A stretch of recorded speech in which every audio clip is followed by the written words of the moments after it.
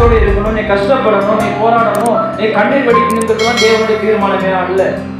நீ தேவனை பற்றி அறிந்திருந்தா, உன் வாழ்க்கையில தேவனை பற்றி எல்லாம் புரிஞ்சிருந்தீங்கன்னா நீ எல்லாத்தையும் சாதிக்க உன்னால முடியும், எல்லாத்தையும் ஜெயிக்க முடியும். ஆமென், அல்லேலூயா.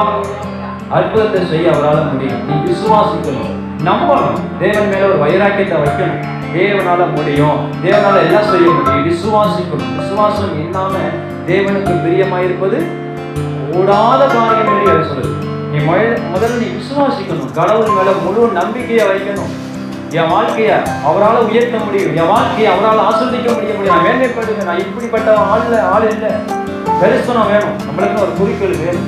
கர்த்தர் உயர்த்துவார், கர்த்தரை நான் மேன்மைப்படுத்துவார், நான் இப்படி இருக்க மாட்டேன், இந்த நிலையில் நான் இருக்க மாட்டேன் அப்படின்னு சொல்லி என்ன தரிசனத்தோட ஒரு பார்வையோட அவரை பார்க்கணும். என்னை கர்த்தரை மேன்மைப்படுத்துவான், என்னை கர்த்தரை உயர்த்துவான், கர்த்தர் என்னை சிறந்த இடத்துல